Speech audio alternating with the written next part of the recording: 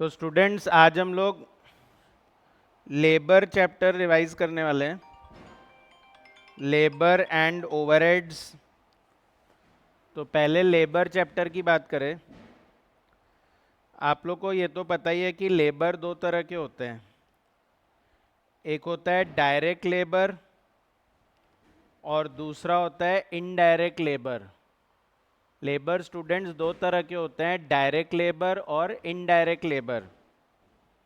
अच्छा, ये जो डायरेक्ट लेबर है, डायरेक्ट लेबर किसको बोलते हैं? डायरेक्ट लेबर किसको बोलते हैं? जो स्पेसिफिकली एंगेज्ड होता है, स्पेसिफिकली कोई जॉब कर रहा है या कोई प्रोडक्ट बना रहा है, तो उसको डायरेक्ट लेबर बोलते हैं। और इनडायरेक्ट वो होते हैं जो कॉमन होते हैं, जैसे आपके सुपरवाइज़र, क्लीनर, गार्ड, ठीक है, फोरमैन, इनको हम लोग इनडायरेक्ट लेबर बोलते हैं। तो ये जो चैप्टर है ये सुपरवाइज़र, क्लीनर, गार्ड इनके लिए नहीं है। ये चैप्टर उस लेबर के लिए है जो पर्टिकुलरली कोई प्रोडक्ट या किसी जॉब में इन्वॉल्व है। अच्छा, यहाँ पर हमारे टॉपिक्स क्या क्या पढ़ने हैं हमको डायरेक्ट लेबर में। तो यहाँ पर एक टॉपिक तो आता है कि हमको labour cost and labour earnings निकालनी आनी चाहिए। Labour cost and labour earnings. और दूसरा टॉपिक है इसमें आइडल टाइम। दूसरा टॉपिक है आइडल टाइम। और तीसरा टॉपिक है इसमें ओवर टाइम। और चौथा टॉपिक है लेबर टर्नओवर। Labour turnover. और फिफ्थ टॉपिक है लेबर इंसेंटिव। ये टोटल 5 टॉपिक हम लोग इस चैप्टर में पढ़ते हैं। बात करते हैं सबसे पहले लेबर कॉस्ट की। तो लेबर कॉस्ट और लेबर अर्निंग्स में क्या फ़र्क है सर? तो हम जो भी अमाउंट लेबर को पे करते हैं, amount paid to labour directly, जो भी अमाउंट हम लेबर को डायरेक्टली पे कर रहे हैं, जैसे मान लो आपको लगे कि सर बेसिक वेजेस दे रहे हैं, आपको लगे डीए दे रहे हैं, आपको लगे कमीशन दे रहे हैं, आपको लगे इंसेंटिव दे रहे हैं, आपको लग रहा है बोनस दे रहे हैं, आपको लग रहा है डीए दे रहे हैं, ओवर टाइम का पैसा दे रहे हैं, जो भी अमाउंट डायरेक्टली पे कर रहे हैं हम लोग, वो आपका लेबर कॉस्ट में आ जाएगा। और इसमें ऐड करना होता है आपको स्पेसिफिकली ऐड करना होता है employers contribution. Employers contribution to PF and ESI. तो पीएफ और ईएसआई में अगर आप कोई भी कंट्रीब्यूशन कर रहे हो, अब आप लोग टैक्स भी पढ़ चुके हो तो यू नो कि हाँ भाई प्रोविडेंट फंड में, इंश्योरेंस में, इन सब में थोड़ा थोड़ा कंट्रीब्यूट एम्प्लॉयर भी करता है। तो वो जो अमाउंट एम्प्लॉयर कंट्रीब्यूट कर रहा है वो आपकी लेबर कॉस्ट में ऐड हो जाएगा। फिर इसी तरह से स्टूडेंट्स आएगा लेबर अर्निंग्स। तो लेबर अर्निंग्स में आएगा amount paid to labour directly. Amount paid to labour directly, जो भी अमाउंट हमने लेबर को डायरेक्टली पे किया ये सेम होगा दोनों, ये दोनों सेम होंगे, ऐसा नहीं है कि दोनों अलग अलग अमाउंट है। पर इसमें से माइनस करते हैं हम लोग, माइनस करते हैं एम्प्लॉयज़ कंट्रीब्यूशन। तो एम्प्लॉय का जो भी कंट्रीब्यूशन होगा टू पीएफ या ईएसआई, तो उसको हम लोग यहाँ पर माइनस करेंगे, तो उससे हमारी क्या आ जाएगी? Labour earnings. तो चैप्टर को पढ़ने से पहले, मतलब चैप्टर स्टार्ट करते हैं जब हम लोग कोई भी टॉपिक पढ़ने से पहले ये क्लैरिटी होनी चाहिए कि what is labour cost and what is labour earnings. वैसे तो हमको लेबर कॉस्ट के पॉइंट ऑफ व्यू से ही चैप्टर को पढ़ना है, मतलब हमको एम्प्लॉयर के पॉइंट ऑफ व्यू से पढ़ना है कि एम्प्लॉयर अपने लेबर को कितना पैसा दे रहा है। पर कभी कभी क्वेश्चन पूछ लेता है कि बताओ लेबर अर्निंग्स कितनी है, तो इसलिए बस नॉलेज होना चाहिए कि अर्निंग बोलेंगे तो एम्प्लॉय का कंट्रीब्यूशन माइनस होगा, और अगर कॉस्ट बोलेंगे तो एम्प्लॉयर का कंट्रीब्यूशन ऐड होगा। अच्छा, क्यों निकालते हैं लेबर कॉस्ट या लेबर अर्निंग्स? तो जो भी हमारी लेबर कॉस्ट होती है उसको हम डिवाइड कर देते हैं टाइम टेकन से। डिवाइड कर देते हैं किससे? टाइम टेकन से। वर्कर ने कितना टाइम लिया, वर्कर ने एक्चुअली में कितना आवर्स काम किया, तो एक्चुअल आवर्स से हम इसको डिवाइड कर देते हैं, तो उससे हमारी effective wage rate per hour आ जाती है। तो अगर क्वेश्चन पूछे calculate effective wage rate per hour, तो आपका फॉर्मूला रहेगा लेबर कॉस्ट को टाइम टेकन या actual hours. Actual hours word इसलिए यूज कर रहा हूं क्योंकि आप लोग स्टैंडर्ड कॉस्टिंग पढ़ चुके हैं। तो स्टैंडर्ड कॉस्टिंग चैप्टर में हम लोग पढ़ते थे स्टैंडर्ड आवर्स और एक्चुअल आवर्स, तो इसलिए टाइम टेकन का मतलब होता है एक्चुअल आवर्स, टाइम टेकन का मतलब क्या होगा, एक्चुअल आवर्स, और उससे आपकी effective wage rate per hour आ जाती है। तो there is a difference between basic wage rate per hour and effective wage rate per hour. दोनों में फर्क होता है, basic wage rate per hour और effective wage rate per hour, दोनों में फर्क होता है। Basic wage rate per hour बोलेंगे ना, तो मतलब वो गारंटीड है कि ये तो आपको देना ही पड़ेगा, पर जब effective wage rate per our बोल रहे हैं तो इसका मतलब उसमें गारंटीड भी है और उसमें अनगारंटीड अमाउंट भी है। तो जैसे बेसिक है तो वो तो देना ही पड़ेगा, पर क्या डीए देना ज़रूरी है, क्या कमीशन देना ज़रूरी है, क्या बोनस देना ज़रूरी है? ये ज़रूरी नहीं है, ये डिस्क्रिशन होता है हमारा कि हम देना चाहते हैं कि नहीं देना चाहते, इंसेंटिव देना चाहते हैं कि नहीं देना चाहते, ओवर टाइम का पैसा देना चाहते हैं कि नहीं देना चाहते, तो उसको अनगारंटीड अमाउंट बोलते हैं। वो मिलके हमारा effective wage rate per hour आ जाता है। तो जब हम बोल रहे हैं यहाँ पर कि amount paid to labour directly, तो इसका मतलब इसमें गारंटीड भी है और इसमें नॉन गारंटीड अमाउंट भी है, तो इस वजह से इसको effective wage rate per our बोलते हैं। ठीक है, अच्छा, फिर इसके बाद इसमें स्टूडेंट्स टॉपिक आता है आइडल टाइम का। लेबर कॉस्ट, लेबर अर्निंग्स निकालना आ जाए तो फिर आपको सीखना होता है कि आइडल टाइम का क्या करना है। आइडल टाइम मतलब वही कि वर्कर को पैसा तो मिल रहा है पर वो काम नहीं कर रहा है। फॉर एग्जाम्पल, मैंने वर्कर को टोटल लेबर कॉस्ट पे करी 10,000 रुपये।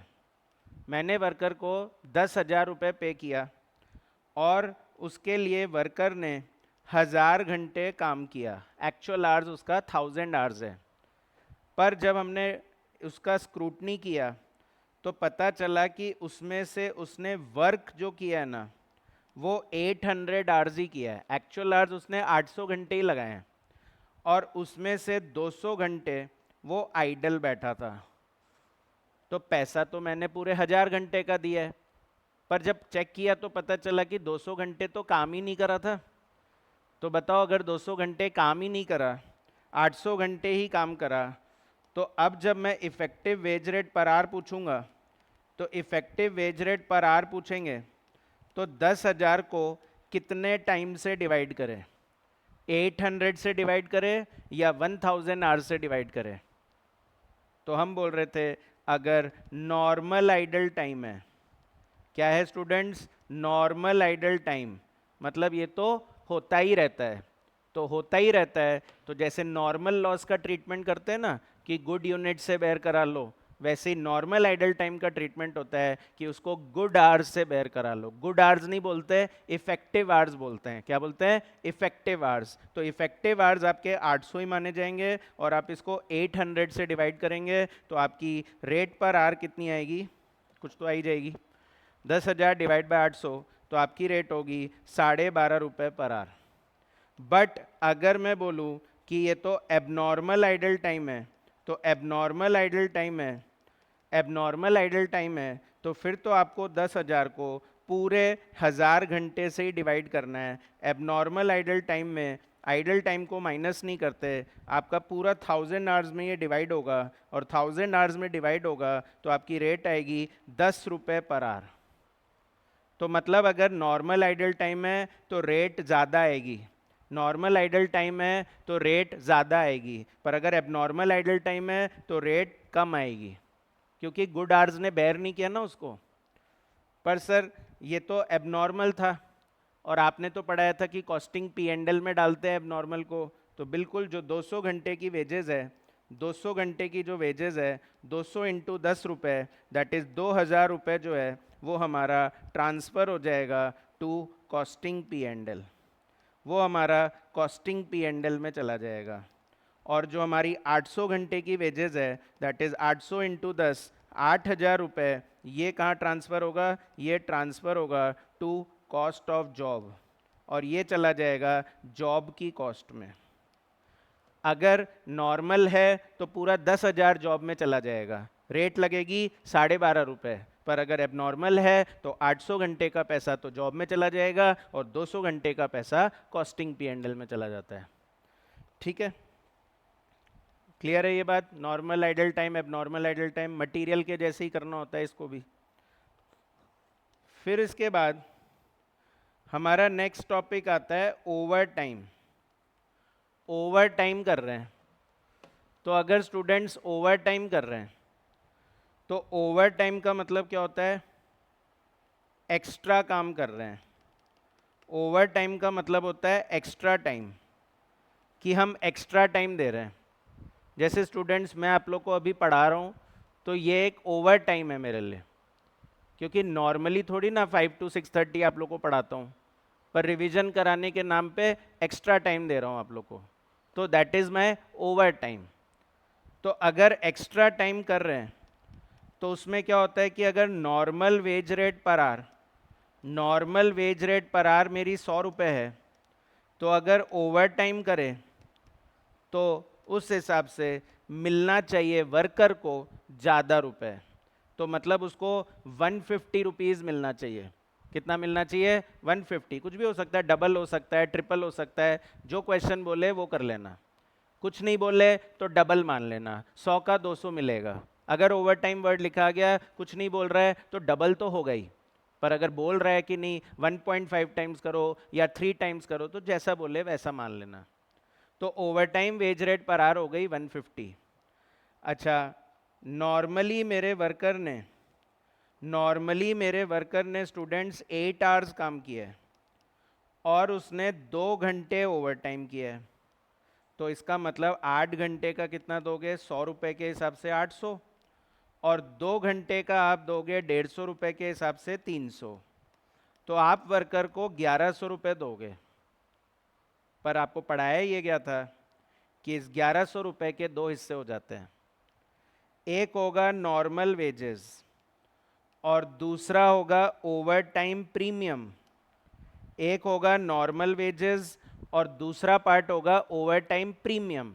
इसमें जो पढ़ने का पार्ट था वो प्रीमियम था, कि जो आप एक्स्ट्रा पे कर रहे हो वो प्रीमियम है। तो क्या आप लोग को लग रहा है कि मैं 300 रुपये ज़्यादा दे रहा हूँ? क्या मैं 300 रुपीज़ ज़्यादा दे रहा हूँ वर्कर को?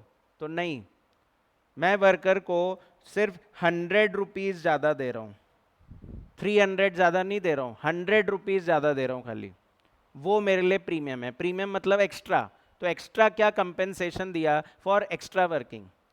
तो मान लीजिए अगर मैं वर्कर को ओवर टाइम रेट से पे नहीं करता, तो ओवर टाइम रेट से नहीं पे करता तो भी 10 घंटे के 100 रुपये तो देते ही ना, तो यानी 1000 रुपये तो आप नॉर्मली देते ही ना, 10 घंटे इंटू 100, और आपने एक्स्ट्रा क्या दिया? 50 रुपये एक्स्ट्रा दिया, 100 की जगह 150 रुपये दिया, तो यानी 50 रुपीज़ ही तो ज़्यादा दिया।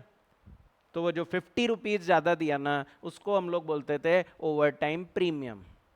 तो प्रीमियम हो जाएगा आपका 2 इंटू 50, दैट इज़ 100 रुपीज़, और जो 10 आवर्स का नॉर्मली आप देते, वो तो आप अगर ओवर टाइम नहीं भी देते तो भी नॉर्मल रेट तो देते ही ना, वो कहलाएगी नॉर्मल वेजेस। तो ओवर टाइम के केस में आपको ध्यान रखना है कि नॉर्मल वेजेस अलग रहेगा और ओवर टाइम प्रीमियम अलग रहेगा।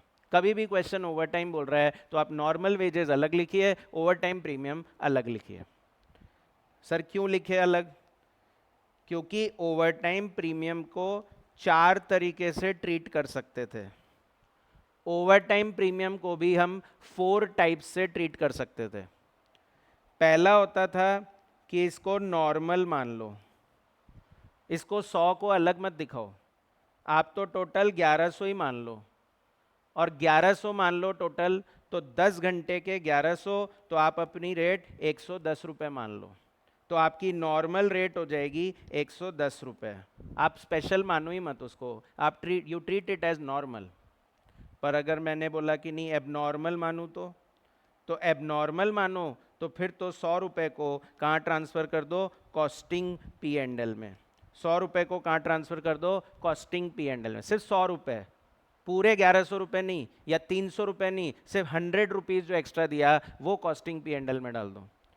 अगर आप इरेगुलरली करते हो, इरेगुलरली करते हो, कभी कभी करते हो ओवर टाइम, हमेशा नहीं करते ओवर टाइम, जरूरत पड़ी तो कर लिया, नहीं जरूरत पड़ी तो नहीं किया, तो ऐसे केस में ये 100 रुपए डालना है आपको प्रोडक्शन ओवरहेड में। कहाँ ट्रांसफर करना है, प्रोडक्शन ओवरहेड में। और लास्ट एक केस होता था कि अगर सर कस्टमर ही रिक्वेस्ट कर ले, तो कस्टमर रिक्वेस्ट करे कि ओवर टाइम कर लो, तो अगर कस्टमर बोल रहा है कि ओवर टाइम कर लो, तो फिर उस केस में आप जो 100 रुपए है वो कस्टमर से ओवर टाइम प्रीमियम के नाम पे ही चार्ज करोगे। माइंडेड स्टूडेंट, 1000 रुपए तो ऑल केस में वेजेस में ही जाएगा, बात सिर्फ 100 रुपए की हो रही है कि वो जो 100 रुपए एक्स्ट्रा दिया वो कहाँ जाएगा। तो अगर नॉर्मल है तो उसको भी 1000 रुपए में ही ऐड कर दो, 1100 रुपए मान लो, रेट बढ़ जाएगी आपकी। पर अगर अब नॉर्मल है तो 100 रुपए को कॉस्टिंग पी एंड एल में, 1000 रुपए को नॉर्मल में। अगर इरेगुलरली है तो 100 रुपए को ओवरहेड में, 1000 रुपए लेबर कॉस्ट में जाएगा। और कस्टमर ने रिक्वेस्ट किया तो अगेन पूरे 1100 रुपए सॉरी पूरे 1100 रुपए लेबर कॉस्ट में ही ऐड कर दिया जाएगा। ठीक है, याद आ रहा है? अच्छा सर, ओवर टाइम चेक कैसे होगा, पता कैसे चलता है कि ओवर टाइम किया है? तो एक रूल पढ़ाया था फैक्ट्रीज एक्ट का। फैक्ट्रीज एक्ट बोलता है, फैक्ट्रीज एक्ट बोलता है कि अगर लेबर 9 आवर्स अ डे से ज़्यादा या 48 आवर्स अ वीक से ज़्यादा ओवर टाइम करता है, 9 आवर्स अ डे से ज़्यादा या 48 आवर्स अ वीक से ज़्यादा, दोनों में से एक ही रूल लगाना होता है, दोनों नहीं चेक करना होता हमको। या तो सिर्फ डे के हिसाब से देख लो तो 9 आवर्स अ डेली से ज़्यादा, और या फिर सिर्फ वीक के हिसाब से देख लो तो 48 आवर्स अ वीक से ज़्यादा। विच एवर इज़ हायर वगैरह भी मत लगाना, क्वेश्चंस में नहीं लगाते विच एवर इज़ हायर। तो अगर एक दिन में 9 घंटे से ज़्यादा ओवर टाइम दिख रहा है वही ओवर टाइम मान लो, या हफ्ते में 48 आवर्स से ज़्यादा दिख रहा है तो वही ओवर टाइम मानो, दोनों रूल मत अप्लाई करना। या क्वेश्चन जैसा बोले वैसा मान लेना। मान लो जैसे डे के हिसाब से आ ही नहीं रहा ओवर टाइम, वीक के हिसाब से ही आ रहा है खाली, तो मान लो ओवर टाइम। सर वीक के हिसाब से आ ही नहीं रहा पर डे के हिसाब से ही आ रहा है, तो बस डे के हिसाब से मान लेना ओवर टाइम। तो ये रूल लगा के हम अपना ओवर टाइम ढूंढ लेते हैं। पर ध्यान रखिएगा, जब ये 9 आवर्स अ डे बोलते हैं तो इसमें सैटरडे भी इंक्लूड होता है, इसमें सैटरडे भी इंक्लूड होता है। ऐसा नहीं कि सैटरडे में आप 4 घंटे मान के और बाकी को ओवर टाइम मान लो, ऐसा मत कर देना। सैटरडे में भी 9 आवर्स अ डे का ही रूल लगाया जाएगा। ठीक है ना, ये बात क्लियर है? तो ओवर टाइम कैसे चेक करना है समझ में आ गया, ओवर टाइम की वेजेस कैसे निकालनी है समझ में आ गया, उसमें से प्रीमियम कैसे ढूंढना है वो समझ में आ गया, और उसको ट्रीट कैसे करना है ये हमको समझ में आना चाहिए। अब इसके बाद नेक्स्ट टॉपिक आता था labour turnover. Labour turnover, labour turnover क्या होता था कि लेबर का रोटेशन चलता है। टर्नओवर का मतलब यहां पर क्या होता है, rotation, that is in and out, कि लेबर आते भी रहते हैं और लेबर जाते भी रहते हैं। तो इसको हमने किस नाम से बोला था, अगर जाते हैं तो बोलेंगे सेपरेशन, और अगर उनकी जगह आते हैं, उनकी जगह आते हैं ना, प्लीज माइंड माय वर्ड्स, अगर सेपरेट जो हुए उनकी जगह जो आ रहे हैं तो उसको बोलेंगे रिप्लेसमेंट। पर अगर हम बोले कि नहीं नए लोग भी जुड़ रहे हैं, तो नए लोग भी जुड़ रहे हैं तो फिर क्या लगाओगे, फ्लक्स। कुछ नहीं बोले क्वेश्चन में कि कौन से मेथड से लेबर टर्नओवर कैलकुलेट करना है, तो आपको फिर हमेशा फ्लक्स को प्रेफर करना है। तो सेपरेशन मेथड में फॉर्मूला हम लोग लगाते थे, labour turnover rate is number of separations, number of separations upon average number of workers and multiply by 100। Sir separation में क्या आते हैं, सेपरेशन में जो लेफ्ट टू है वो भी आएंगे, सेपरेशन में जिनको निकाल दिया गया, डिस्चार्ज कर दिया गया, वो भी आएंगे, और सेपरेशन में ट्रांसफ़र भी आते हैं कि अगर आपने एक फैक्ट्री से दूसरे फैक्ट्री में ट्रांसफ़र कर दिया तो इस फैक्ट्री के लिए जहाँ से वो ट्रांसफ़र हुआ है उसके लिए वो सेपरेशन काउंट होगा। रिप्लेसमेंट मेथड में होता है labour turnover rate is number of replacements and divided by average number of workers, divide by average number of workers into 100। तो यहाँ पे इंपॉर्टेंट पॉइंट सीखने का था कि ज़रूरी नहीं है कि जितना सेपरेशन होगा उतना ही रिप्लेसमेंट होगा। ऐसा हो सकता है कि सेपरेट तो 10 लोग हुए हैं पर उनकी जगह हम 15 लेके आए हैं, और ऐसा भी हो सकता है कि अगर सेपरेट 10 हुए हैं तो उनकी जगह हम सिर्फ 5 लेके आए हैं। तो रिप्लेसमेंट और सेपरेशन इक्वल हो ये कोई रूल नहीं है ना, ये मैंडेटरी नहीं है। और फ्लक्स मेथड की बात करें तो फ्लक्स मेथड में होता है labour turnover rate equals to, दोनों को ऐड कर देते थे, that is number of separation plus number of replacement and upon average workers and multiply by 100। Multiply by 100 का ध्यान रखना है, ये आंसर परसेंटेज में ही होता है, इसलिए इंटू 100 करना ज़रूरी है। और इसका एक दूसरा फॉर्मूला होता था जिसको मैं लिखवाता था number of separation plus number of accession, number of accession divided by average number of workers, average number of workers and multiply by 100। और सर ये नंबर ऑफ एक्सेशन कैसे आते थे, कौन बताएगा, जल्दी से बता दो, नंबर ऑफ एक्सेशन कैसे आते थे? एनीवन इन दिस क्लास जो बता सकता है नंबर ऑफ एक्सेशन कैसे आते थे?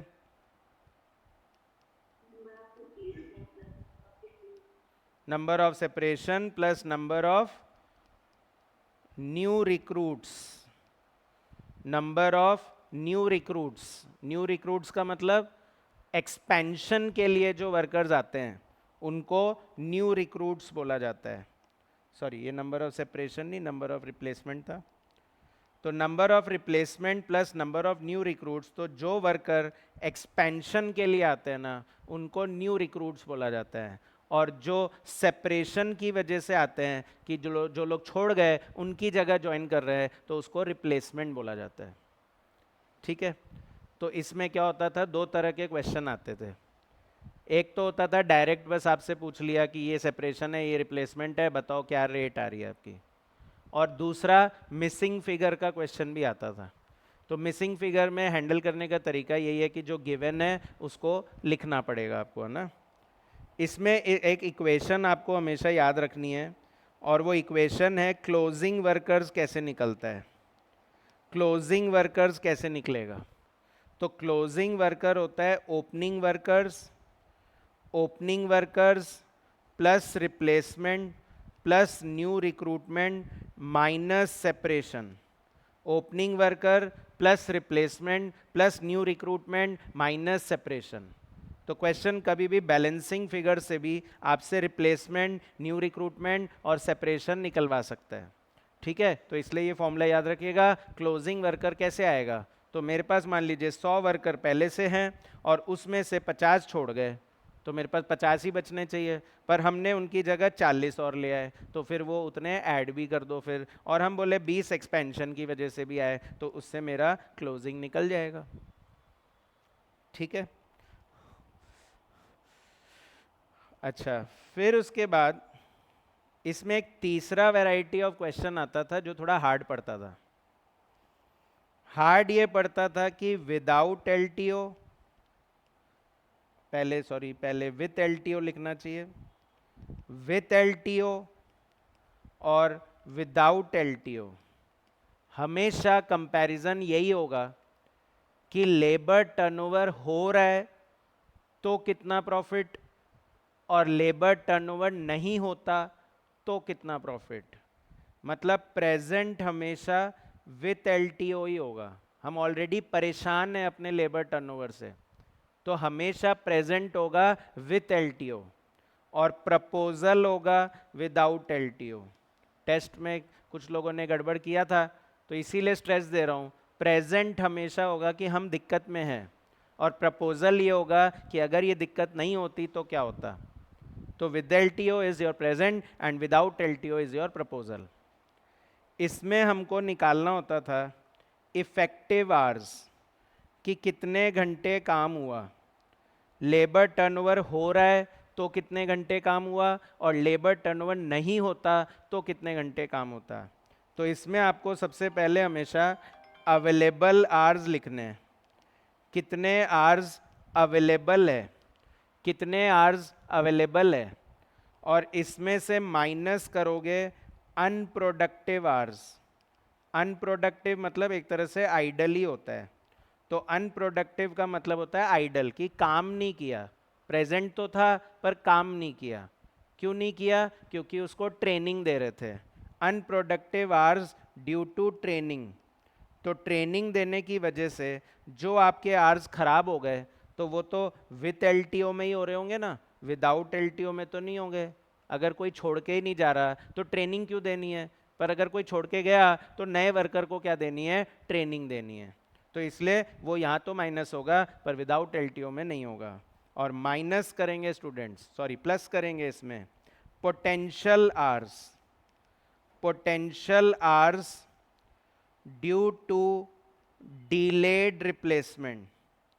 तो अगर रिप्लेसमेंट में देरी कर दी, हमने टाइम से रिप्लेस नहीं किया, तो टाइम से रिप्लेस नहीं किया तो कुछ घंटे ऐसे थे जो हम यूज कर सकते थे पर हमने उसको यूज नहीं किया। तो यूज नहीं किया तो विथ LTO में यूज नहीं किया, पर अगर लेबर टर्नओवर नहीं होता तब तो यूज करते, तो वो विदाउट LTO में ऐड हो जाएगा। और इससे आपका इफेक्टिव आवर्स निकल जाएगा। और इफेक्टिव आवर्स निकल जाएगा तो फिर इससे आप दोनों सिचुएशन का कंट्रीब्यूशन निकाल लेना। कंट्रीब्यूशन निकालना आता है, sales minus variable cost is contribution. तो आप दोनों सिचुएशन का कंट्रीब्यूशन निकाल लेना, उसमें से फिक्स कॉस्ट माइनस कर लेना, और उसमें से लेबर टर्नओवर कॉस्ट भी माइनस कर लेना। LTC शॉर्ट में लिख रहा हूँ, लेबर टर्नओवर कॉस्ट। तो लेबर टर्नओवर कॉस्ट माइनस करेंगे तो इससे आपका प्रॉफिट निकल के आ जाएगा, प्रॉफिट आ जाएगा। और ऑब्वियसली बता सकते हो कौन सा वाला प्रॉफिट ज़्यादा आएगा, विथ LTO का या विदाउट LTO का? कौन सा प्रॉफिट ज़्यादा आएगा? हाँ, विथ LTO का प्रॉफिट ज़्यादा आएगा या विदाउट LTO का प्रॉफिट ज़्यादा आएगा?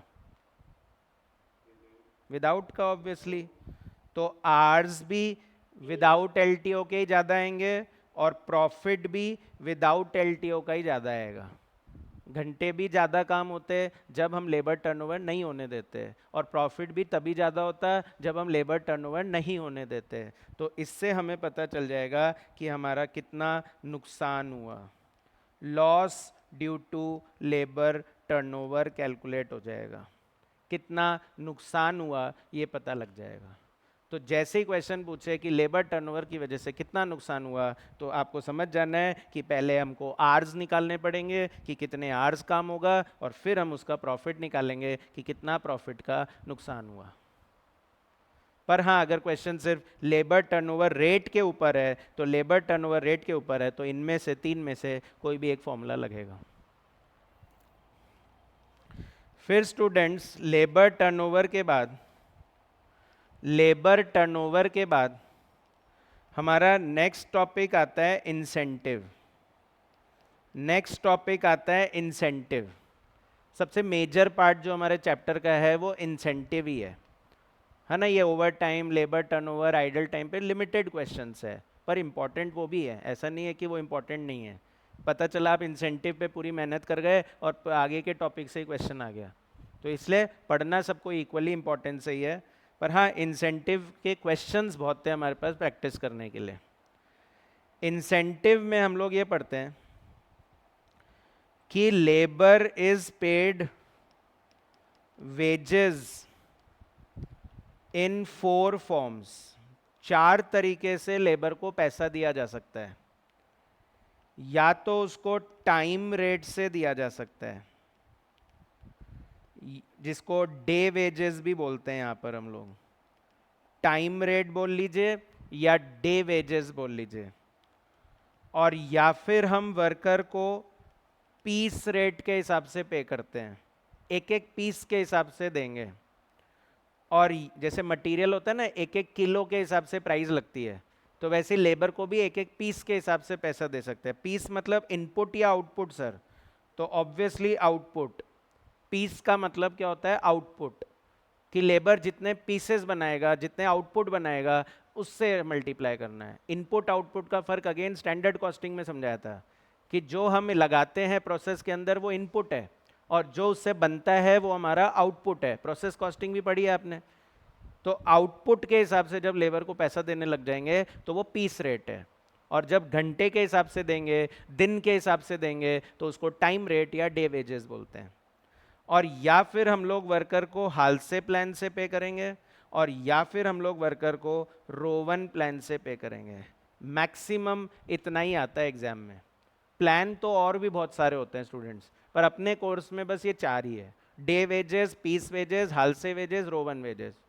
इसके अलावा टेलर प्लान होता था, मेरिक प्लान होता है, फेऑल प्लान होता है, इमर्सन प्लान होता है, ये सब नहीं है, पहले ओल्ड कोर्स में था।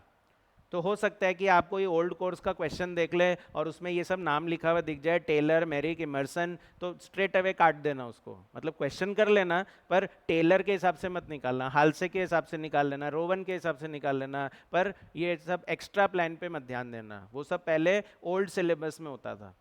ओल्ड सिलेबस भी मतलब 2016 से पहले, उसके बाद से हट गया था। तो डे वेजेस का फॉर्मूला होता है time taken into wage rate per our. एक घंटे का वेज रेट, अच्छा ये वेज रेट कौन सा सर? इफेक्टिव वेज रेट या बेसिक वेज रेट? तो ऑब्वियसली बेसिक वेज रेट।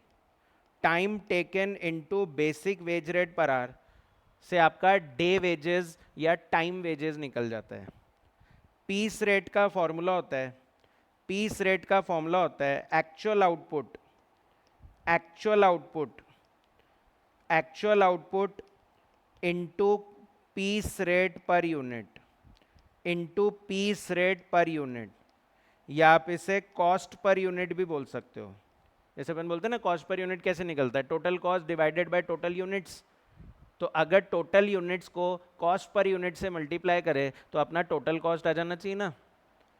और ऐसे ही हालसे का तो आपको ध्यान होगा, एक फॉर्मूला होता था time taken into wage rate per hour plus time take, Halsey है ये, तो प्लस 50% इनटू टाइम सेव्ड और into wage rate per hour.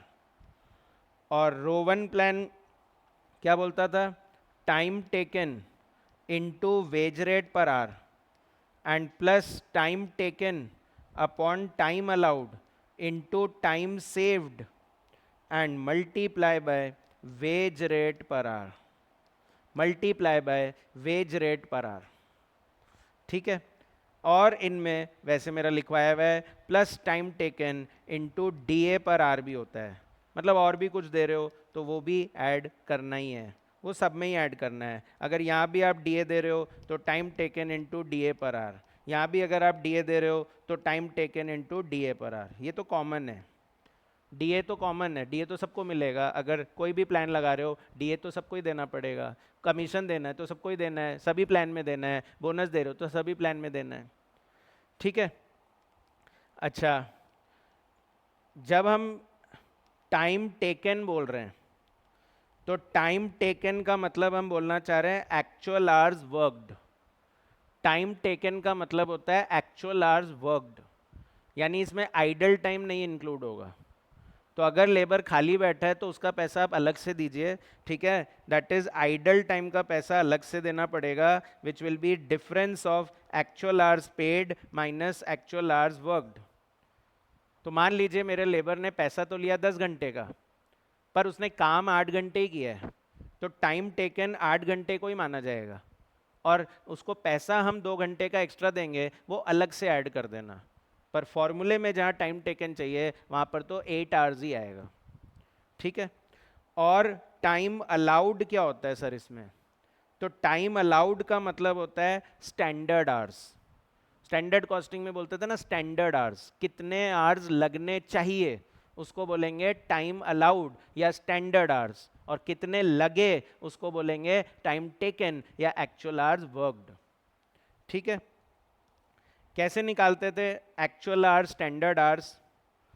तो ध्यान हो तो जैसे स्टैंडर्ड कॉस्टिंग में करते थे, एक स्टैंडर्ड बनाते थे और एक एक्चुअल बनाते थे।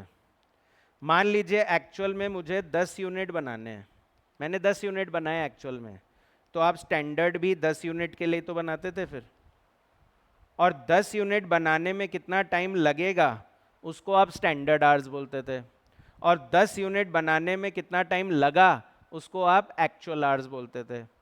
एक्चुअल आवर्स तो क्वेश्चन में गिवन ही होता था, तो ऐसे ही इधर भी आपको टाइम टेकन, एक्चुअल आवर्स को ही तो टाइम टेकन बोल रहे हैं, टाइम टेकन तो क्वेश्चन ही बता देगा कितना टाइम लिया। आपको निकालना क्या होगा? Time allowed, that is standard hours निकालना होगा। पर वो स्टैंडर्ड आवर्स कितने यूनिट्स के लिए निकालेंगे सर? तो स्टैंडर्ड आवर्स एक्चुअल यूनिट्स के लिए निकलेगा। जितने टाइम का आपने एक्चुअल में टाइम लिया है यूनिट्स बनाने के लिए, उसी यूनिट्स को बनाने में कितना टाइम लगना चाहिए उसको बोलेंगे टाइम अलाउड। फॉर एग्जाम्पल मान लीजिए क्वेश्चन बोले कि हमने 20 डजन आर्टिकल्स बनाए हैं, 20 डजन आर्टिकल्स प्रोड्यूस किए हैं, और 1 डजन बनाने में 3 आवर्स लगते हैं, और टाइम एक्चुअल आवर्स जो लगे हैं वो 48 है। एक्चुअल आवर्स जो लगे हैं वो 48 है। एक्चुअल आवर्स तो हमने बता दिया, पर हमको ये जानना है कि कितना टाइम लगना चाहिए था। तो 1 डजन बनाने में अगर 3 आवर्स लगना चाहिए था, तो 20 डजन बनाने में कितने आवर्स लगने चाहिए? इनपुट अपॉन आउटपुट कर लो, तो हम क्या बोलेंगे? 3 आवर्स लगते हैं एक बनाने के लिए, तो 20 बनाने के लिए कितने आवर्स होने चाहिए? 60 आवर्स। तो ये आपका टाइम अलाउड हो जाएगा, और टाइम अलाउड हो जाएगा और ये टाइम टेकन हो जाएगा, तो दोनों का दोनों का डिफरेंस जो है वो टाइम सेव्ड हो जाएगा, दैट इज 60 माइनस 48, ये हो जाएगा आपका 12 आवर्स। अच्छा, हाल्से रोवन के फॉर्मूले कैसे बने थे? हाल्से रोवन में हम लोग एक लगाते हैं बेसिक वेजेस, पहले निकालते हैं हम लोग बेसिक वेजेस, और फिर हम उसमें ऐड करते हैं इंसेंटिव। हाल्से और रोवन दोनों फॉर्मूले का कंसेप्ट सेम है कि पहले अपनी बेसिक वेजेस निकाल लो और फिर उसमें इंसेंटिव जोड़ देना। तो मुझे बताओ बेसिक वेजेस, मान लीजिए basic wage rate per our मेरा 10 रुपए का है, गारंटीड होता है। बेसिक मतलब गारंटीड, ये तो देना ही है। तो बताओ ये 10 रुपए 60 घंटे के दोगे या 48 घंटे के दोगे? बेसिक वेजेस देना है, काम करोगे तो 10 रुपए तो मिलेगा ही मिलेगा। तो काम करना था 60 आवर्स, पर उसने कर लिया 48 आवर्स में ही, तो बताइए आपकी बेसिक वेजेस कितनी आएगी? 60 आवर्स की या 48 आवर्स की? 48 आवर्स की देनी है। तो इसलिए फॉर्मूला होता था time taken into wage rate per our. Time allowed क्यों नहीं लेते सर? क्योंकि काम थोड़ी किया है 60 घंटे, लगना चाहिए 60 घंटे, पर काम तो 48 आवर्स ही किया है, तो इसलिए 48 आवर्स का ही वेजेस मिलता है। तो basic wages 48 into 10 that is 480 rupees का मिलेगा। पर इसमें इंसेंटिव ऐड कर देते हैं, तो अब इंसेंटिव ऐड करना है, तो किस चीज़ का इंसेंटिव? क्या कर दिया इस वर्कर ने स्पेशल कि उसको इंसेंटिव दे रहे हो? तो आप बोलोगे उसने 12 घंटे बचाए हैं। 12 घंटे बचाए हैं उसने, तो 12 घंटे का पैसा भी तो बचाया है। फिर इसका मतलब 12 घंटे का अगर ज़्यादा काम करता तो 12 घंटे के भी तो 10 रुपये देने पड़ते। तो उसने आपके 12 घंटे के 10 रुपये बचा लिए, यानी 120 रुपये बचा लिए। तो हाल से बोलता है कि उसका 50% वर्कर को इंसेंटिव दे दो। इसलिए फॉर्मूला था 50% into time saved into veg rate per hour. तो ये हो जाएगा आपका 50 upon 100 and into time saved कितना? 12 hours, and into veg rate per our 10, तो कितना आ रहा है? 60, और टोटल मिला के कितना आ रहा है? 540। और अब बताओ ये बेसिक तो गारंटीड हो गया, और ये इंसेंटिव तो नॉन गारंटीड है ना, कि जरूरी थोड़ी मिलेगा, बचाओगे पैसा तो मिलेगा, नहीं बचाओगे तो नहीं मिलेगा। तो जब दोनों को ऐड कर दिया तो इसको हम लोग बोलते हैं टोटल वेजेस। क्या बोलते हैं इसको, टोटल वेजेस। और टोटल वेजेस को अब जब हम टाइम टेकन से डिवाइड कर देंगे, दैट इज टाइम टेकन है आपका 48 आवर्स, तो अब जो आएगा उसको basic wage rate per our थोड़ी बोलेंगे, बताओ क्या नाम लेंगे, effective wage rate per our, जो अभी टॉपिक के स्टार्टिंग में भी समझाया था कि गारंटीड प्लस नॉन गारंटीड दोनों अमाउंट को ऐड करके अगर टाइम टेकन से डिवाइड कर रहे हो तो उसको बोलते हैं effective wage rate per hour. ठीक है। अच्छा, रोवन में क्या करना होता है चेंज, रोवन में बेसिक वेजेस तो यही रहेगा 480 रहेगा, पर इंसेंटिव में बस वहां पर आ जाता है time taken upon time allowed, time taken upon time allowed and into time saved into wage rate per hour. तो जैसे टाइम टेकन ये एक पोर्शन है बेसिकली, मतलब यहाँ पे फिक्स परसेंटेज नहीं लगा रहे। जब हाल से लगाते हैं 50%, तो इसकी जगह कभी 40 भी बोल सकता है क्वेश्चन, कभी 60% भी बोल सकता है, पर जब रोवन है तो वो फिक्स कर दिया उसने कि हमेशा time taken upon time allowed ही लेना है। तो टाइम टेकन जैसे आपका यहाँ पर 40 आ गया, सॉरी 48 हो गया, टाइम अलाउड 60 हो गया, तो जब हम 48 को 60 से डिवाइड करें तो इट इज़ 80%, और 80% किसका, वही जितना टाइम सेव किया और इनटू 10 रुपये, तो ये रोवन का आ जाता है। तो खाली फॉर्मूले का फ़र्क है हाल से और रोवन में। पर हाँ ये ज़रूर होता है एग्जाम में कि हम भूल जाते हैं कि कौन सा वाला हाल से था और कौन सा वाला रोवन था। हो सकता है आपको अभी लग रहा हो कि नहीं भूलता है, पर एग्जाम टाइम तक तो गड़बड़ होने ही लग जाता है, क्योंकि इतना सब कुछ पढ़ लेते हैं। तो इसलिए हाल से को कभी हाल से मत पढ़िए, हाल से 50% बोलना सीख जाइए, हाल से 50%।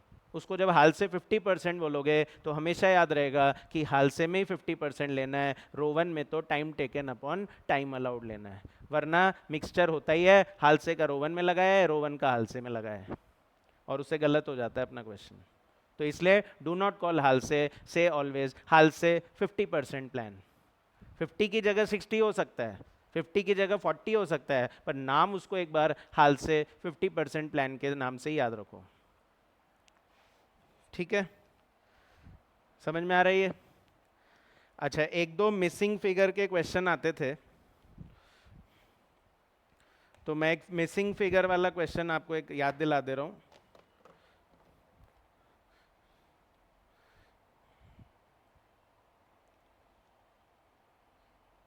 जो मैंने कुछ 5 स्टार वगैरह लगा भी रखे हैं, पर फिर भी मैं एक याद दिला दे रहा हूं। हाल से रोवन में एक मिसिंग फिगर का क्वेश्चन आता है जो थोड़ा सा इंपॉर्टेंट होता है, और वो है आप लोग का 26। एक स्किल्ड वर्कर है जिसको गारंटीड वेजेस 30 पर आवर दी जा रही है। तो गारंटीड वेजेस वर्ड लिखा हुआ आते ही क्या समझ जाऊंगा कि ये तो मेरा basic wage rate per our है। तो basic wage rate per our है 30 rupees, and the standard time खुद ही ने बोल दिया स्टैंडर्ड, तो मतलब इतना लगा या इतना लगना चाहिए, तो इतना लगना चाहिए। तो the standard time per unit is 4 hours, तो मतलब ये स्टैंडर्ड आवर्स हो गया जिसको हम टाइम अलाउड बोल देंगे 4 hours. P, a machine man has been paid wages under Rowan plan, तो रोवन 50% थोड़ी बोलते हैं, हाल से 50% बोलते हैं, रोवन तो 50% वाला नहीं है। And he had earned an effective hourly rate, है ना, इफेक्टिव आर्ली रेट लिखा हुआ है, तो यानी effective wage rate per are भी दे दिया क्वेश्चन ने, effective wage rate per are. तो effective wage rate per are Rowan का दे दिया, तो रोवन का effective wage rate per are कितना है 37.50, रोवन से है ये, है ना, ध्यान रखना है रोवन से है ये। And what could be his earnings and effective hourly rate had he been put in Halsey scheme, bracket में 50% लिख दिया, पर एग्जाम में जरूरी नहीं है कि 50% लिखा हुआ आ जाए। ठीक है, तो इसमें मिसिंग क्या था, बताओ क्या मिसिंग रह गया। बेसिक वेज रेट दे दी, टाइम टेकन, तो हम लोग क्या करते थे, टाइम टेकन को x मान लेते थे, और उससे टाइम सेव्ड कितना बोले x-4 या 4 - x, बड़ा क्या होना चाहिए, टाइम अलाउड या टाइम टेकन, तो इसलिए 4 माइनस एक्स लिखना है। ये भी एक कॉमन मिस्टेक है जो हो जाती है, जल्दी जल्दी में x माइनस 4 लिख देते हैं। प्लीज़ ध्यान रखिएगा, time allowed should always be more than time taken, तभी तो इंसेंटिव मिलेगा। तो 4 माइनस एक्स होगा। तो फिर हम क्या करेंगे, हम रो वन का फॉर्मूला लगा देंगे, है ना। रो वन का फॉर्मूला होता है total wages is equals to time taken and multiply by wage rate per hour and plus time taken upon time allowed into time saved and into wage rate per hour. तो time taken हमने x मान लिया, veg rate per our हमारी 30 हो जाएगी। Time taken x मान लिया, time allowed 4 है, टाइम सेव्ड 4 माइनस एक्स है एंड इनटू 30 है, and this is equals to 30x और प्लस ये कट जाएगा तो 7.5 बचेगा। तो 7.5x इंटू 4 माइनस एक्स हो जाएगा। पर ये ना टोटल वेजेस आया। इफेक्टिव वेज रेट कैसे आता है, इफेक्टिव वेज रेट कैसे आता है, टोटल वेजेस तो आ गया, इफेक्टिव वेज रेट कैसे आता है, किससे डिवाइड करूं। तो अगर मैं इसको टाइम टेकन से डिवाइड कर दूं, दैट इज मैं इसको x से डिवाइड कर दूं, तो ये किसके इक्वल होना चाहिए, ये effective wage rate per hour के इक्वल हो जाना चाहिए। और इससे ये आ जाएगा 37.5x equals to 30x plus 7.5 into 4 minus x. ठीक है। अच्छा, फिर ये 30x लेफ्ट हैंड साइड में आ जाएगा, तो 7.5x equal to 7.5x into 4 minus x बचेगा। ये भी कट जाएगा तो दिस इज 1, कट जाने से 1 बचता है, तो 1 इक्वल टू 4 माइनस एक्स होता है, तो x इक्वल टू कितने आवर्स आ जाएगा, 3 आवर्स।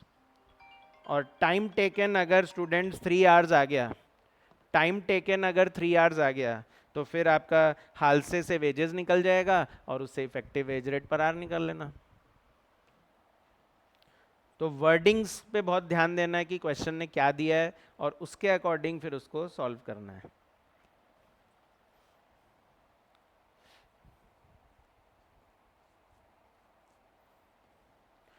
तो कोई पर्टिकुलर क्वेश्चन है जो आप लोग को जानना है कि लेबर का ये वाला क्वेश्चन करा दो सर। जैसे एक मुझे और ध्यान आ रहा है 32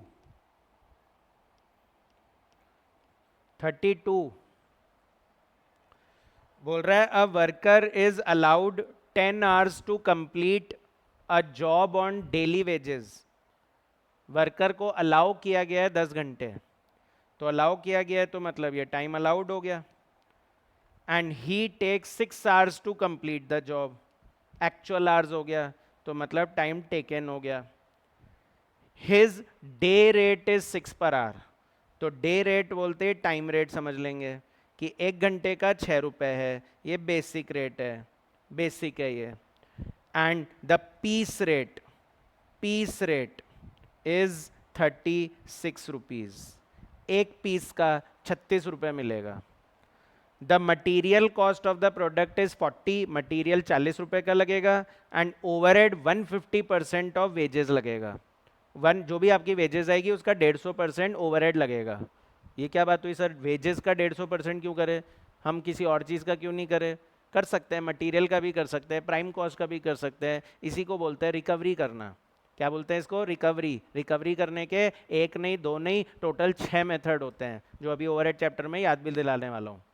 तो 6 मेथड से कर सकते हैं, तो वो किसी का भी परसेंट बोल सकते हैं, पर जिसका बोले उसी का करना, अपनी मर्जी से मत लगा देना। अपनी मर्जी से तो हम लोग या तो मशीन आवर्स मेथड लगाते हैं, या लेबर आवर्स मेथड लगाते हैं, या यूनिट्स मेथड लगाते हैं। हम परसेंटेज मेथड खुद की मर्जी से नहीं लगाते हैं, परसेंटेज मेथड बोलता है इसीलिए हम लगाते हैं। कैलकुलेट द फैक्ट्री कॉस्ट, तो फैक्ट्री कॉस्ट का मतलब क्या होता है, prime cost plus factory overhead is factory cost, prime cost plus factory overhead is factory cost. तो क्वेश्चन बोल रहा है एक तो पीस प्लान से निकालो, और एक रोवन प्लान से निकालो, और एक हालसे प्लान से निकालो। तो कोई भी प्लान हो, मटेरियल तो सेम ही लगेगा, 40 रुपए 40 रुपए 40 रुपए, लेबर में ही तो चेंज आएगा। तो अगर पीस प्लान है, और अभी हम लोग एक पीस की बात कर रहे हैं, एक ही तो यूनिट बनाया है, और एक पीस का 36 रुपए रेट है, तो मतलब पीस प्लान में वर्कर को 36 रुपए मिलेंगे। रो 1 में हम लोग फॉर्मूला लगा देंगे। क्या फॉर्मूला लगाएंगे? Time taken into wage rate per hour plus time taken upon time allowed into time saved and into wage rate per hour. तो 36 और 14.4, तो ये आएगा 50.4। इधर बात करें तो time taken into wage rate per hour और प्लस टाइम टेकन अपॉन 50%, हाल से आइए 50% इनटू टाइम सेव्ड 4 इंटू 6, तो 12 और 36 48 रुपये आ रहा है।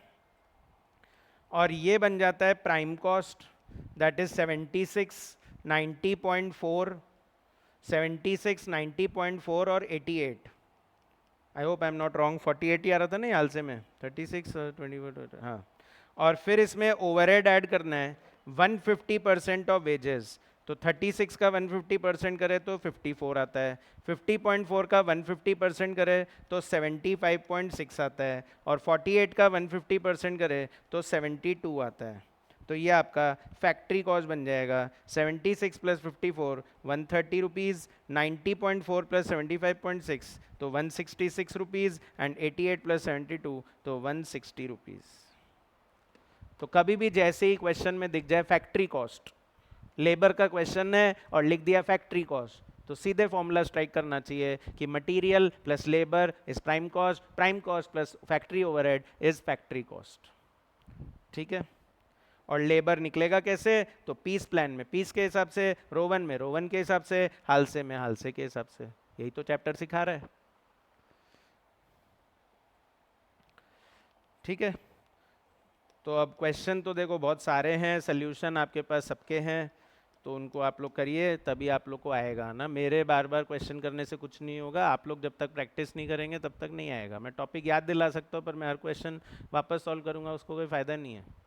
आपका कोई डाउट हो तो मैं ज़रूर सॉल्व कर सकता हूँ। नेक्स्ट आता है ओवरहेड्स। नेक्स्ट चैप्टर ओवरहेड्स था स्टूडेंट। प्रोडक्ट बनाने में 3 ही चीज़ लगती है, material, direct labour and overheads. Direct expense तो आपको पता ही है, कभी कभी दे देते हैं, जैसे रॉयल्टी हो गया, डिज़ाइनिंग चार्जेस हो गया, कंसल्टेंसी चार्जेस हो गया, जॉब चार्जेस हो गया, इनको डायरेक्ट एक्सपेंस बोलते हैं। तो इन पे कोई अलग से चैप्टर नहीं था, तो सीधे ओवरहेड पे आते हैं। ओवरहेड मतलब जैसे ही आपको दिमाग में आए ओवरहेड, तो मतलब साथ में कॉमन वर्ड लिखा हुआ आना चाहिए आपके दिमाग में।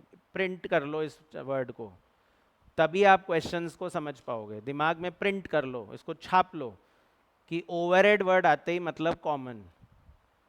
कॉमन मतलब कि अगर मैं कोई 3 प्रोडक्ट बना रहा हूँ ए बी सी, तो मुझे नहीं पता कि ओवरहेड किसका है। हमारे हिसाब से ओवरहेड तीनों प्रोडक्ट के लिए, प्रोडक्ट ए के लिए भी है, प्रोडक्ट बी के लिए भी है, प्रोडक्ट सी के लिए भी है। इवन जब आप प्रोसेस कॉस्टिंग पढ़ते हैं तो प्रोसेस कॉस्टिंग में भी यही समझा जाता है कि अगर ओवरहेड लिखा आ गया तो मतलब वो प्रोसेस ए का भी है, प्रोसेस बी का भी है, प्रोसेस सी का भी है। वैसे ही हम यहाँ बोल रहे हैं ओवरहेड प्रोडक्ट ए का भी है, प्रोडक्ट बी का भी है, प्रोडक्ट सी का भी है। हाँ, अभी मैं प्रोडक्शन ओवरहेड की बात कर रहा हूँ। किसकी बात कर रहा हूँ? प्रोडक्शन ओवरहेड की। तो मान लीजिए मुझे स्टूडेंट्स इनकी सेलिंग प्राइस निकालनी है। जब हम ओवरहेड चैप्टर में आते हैं तो हमको फोकस इस चीज़ पे करना है कि हमको हमारे प्रोडक्ट की सेलिंग प्राइस निकालनी है। तो बताओ, सेलिंग प्राइस निकालने के लिए क्या हम अपने प्रोडक्ट की कॉस्ट में मटेरियल ऐड करेंगे? क्या हम अपने प्रोडक्ट की कॉस्ट में लेबर ऐड करेंगे? क्या हम अपने प्रोडक्ट की कॉस्ट में प्रोडक्शन ओवरहेड ऐड करेंगे? करेंगे ना ऐड, तभी तो फैक्ट्री कॉस्ट आएगा। ये तो लेबर नहीं समझा दिया, लेबर चैप्टर नहीं सिखा दिया कि फैक्ट्री कॉस्ट निकालने के लिए आपको ये 3 आइटम तो लेने ही पड़ेंगे। और फिर इसमें आपकी टोटल कॉस्ट आ जाएगी। सर और भी तो ओवरहेड होते हैं, हाँ एक बार उनको इग्नोर कर रहा हूँ, अभी से प्रोडक्शन ओवरहेड समझो। तो मटेरियल, लेबर और प्रोडक्शन ओवरहेड ऐड करेंगे तो मेरी टोटल कॉस्ट आ जाएगी, उसमें प्रॉफिट ऐड करेंगे, मेरी सेलिंग प्राइस आ जाएगी। मटेरियल तो हमने सीख लिया कि हर प्रोडक्ट का अलग अलग होता है, लेबर हमने सीख लिया है कि हर प्रोडक्ट का अलग अलग होता है। जितने घंटे लगाओगे उतने घंटे का लेबर लग जाएगा, जितना इनपुट लगाओगे उतने यूनिट का मटेरियल लग जाएगा। पर ओवरहेड कैसे बताओगे कि किस में कितना लग रहा है? प्रोडक्ट ए में कितना, प्रोडक्ट बी में कितना, प्रोडक्ट सी में कितना, ये मैं कैसे बताऊं, वो तो कॉमन है। तो यही हमारा चैलेंज है इस चैप्टर का कि ओवरहेड कितना, किस प्रोडक्ट को बनाने में, किस जॉब को करने में कितना ओवरहेड लग रहा है। वो आते ही तो कॉस्ट आ जाएगी, कॉस्ट आते ही तो प्रॉफिट आ जाएगा, प्रॉफिट ऐड करते ही तो प्राइस आ जाएगी। तो फिर हमने बोला कि ओवरहेड कैसे पता लगाएं, किस प्रोडक्ट में कितना। तो हमारा पहला टॉपिक बोलता है प्राइमरी एंड सेकेंडरी डिस्ट्रीब्यूशन करो पहले। ओवरहेड प्रोडक्ट में कितना जाएगा बाद में बताना, पहले तो आप ये बताओ कि डिपार्टमेंट्स में कितना जाएगा। प्रोडक्ट में तो बाद में डालेंगे, डिस्ट्रीब्यूशन बिटवीन डिपार्टमेंट्स। कौन से डिपार्टमेंट सर, कौन से डिपार्टमेंट्स में करना है, प्रोडक्शन एंड सर्विस डिपार्टमेंट। पहला टॉपिक बोलता है ओवरहेड्स को प्रोडक्शन और सर्विस डिपार्टमेंट्स के बीच में बांटो। मान लीजिए मेरे डिपार्टमेंट के नाम ABC नहीं रखता हूँ, X, Y और Z रख लेता हूँ। तो मान लीजिए X और Y तो प्रोडक्शन करते हैं, ये तो प्रोडक्ट बनाते हैं। डिपार्टमेंट मतलब सर, डिपार्टमेंट मतलब प्रोसेस, डिपार्टमेंट मतलब प्रोसेस, कि हमारा प्रोडक्ट X में भी जाएगा और हमारा प्रोडक्ट Y में भी जाएगा। सर दोनों में क्यों जाएगा, पहले X में जाएगा फिर Y में जाएगा, या पहले Y में मान लो फिर X में चल जाएगा, पर जाएगा दोनों में। जैसे डिपार्टमेंट बोले तो आपको ये नहीं सोचना कि किस में जाएगा, अरे दोनों में जाएगा, इट इज़ अ प्रोसेस। पर जो Z है ना, ये प्रोडक्शन नहीं कर रहा है, ये क्या दे रहा है, सर्विस दे रहा है।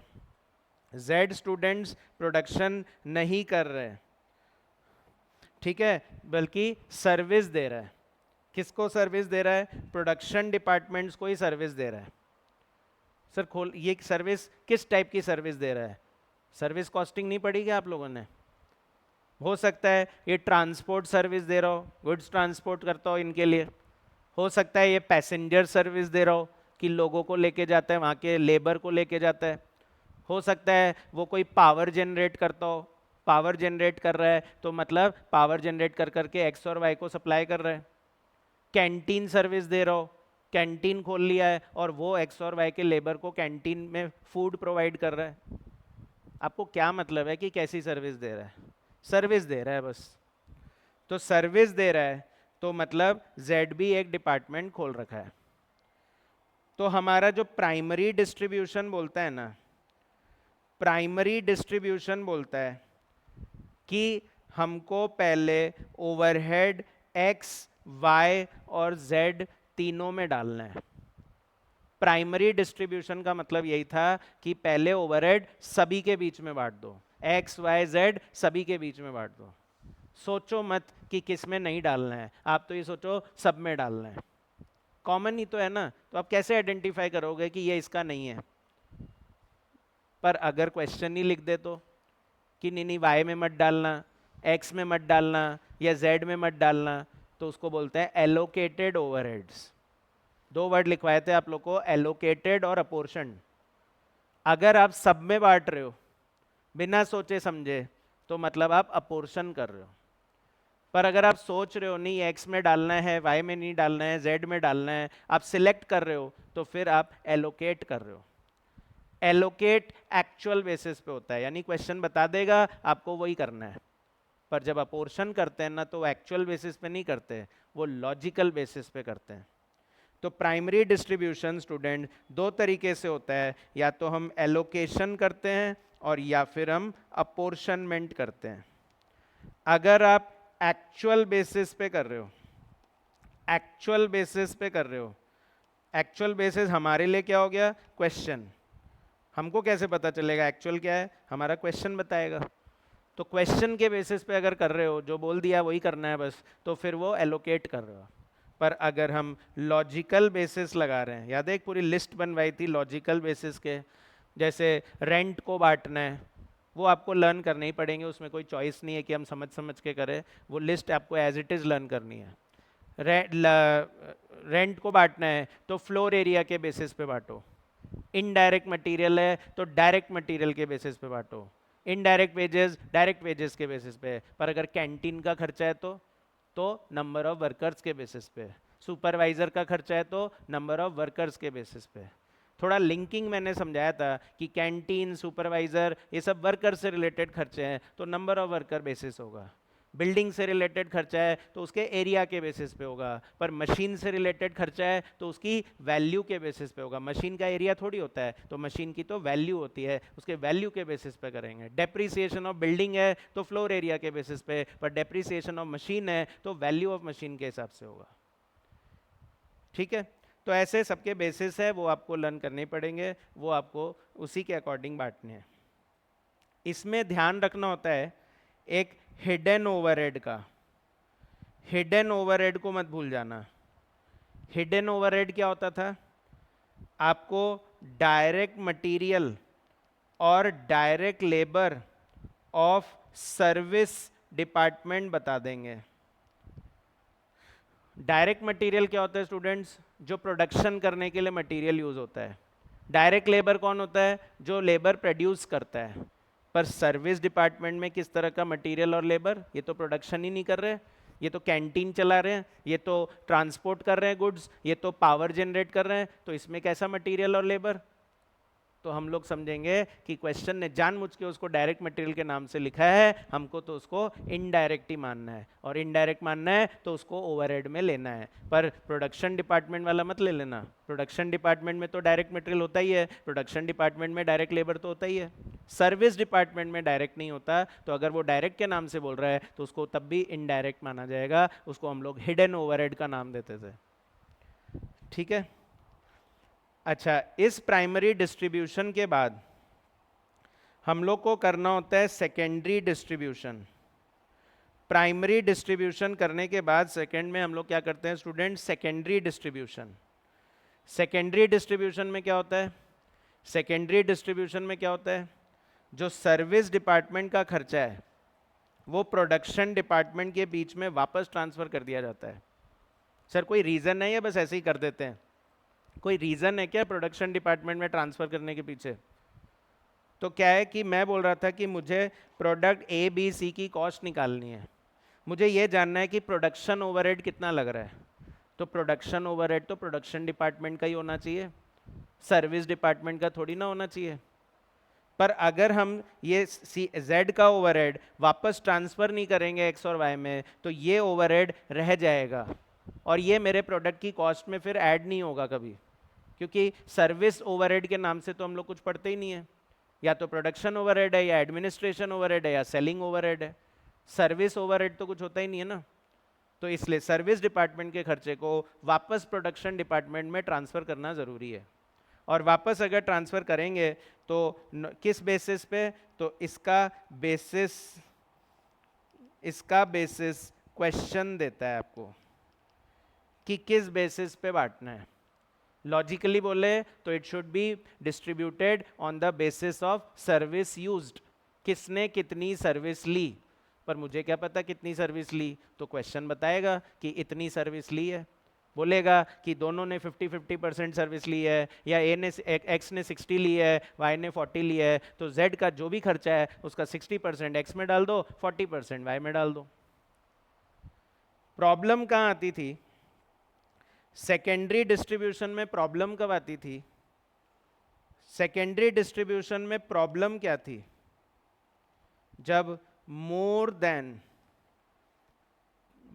देन वन सर्विस डिपार्टमेंट थे giving service to each other. दोनों स्टूडेंट्स एक दूसरे को क्या दे देते थे? सर्विस देते थे। दो होने में प्रॉब्लम नहीं है, पर अगर दोनों एक दूसरे को भी सर्विस दे रहे हैं तो प्रॉब्लम है। क्या प्रॉब्लम है सर इसमें? क्या प्रॉब्लम है? होने दो दो। तो हम लोग डिस्कस करते थे कि जैसे x है, y है, a है और b है मान लीजिए, है ना। a में 1000 का ओवरहेड है, y में 2000 का ओवरहेड है, a में 500 का ओवरहेड है, इसमें 300 का ओवरहेड है।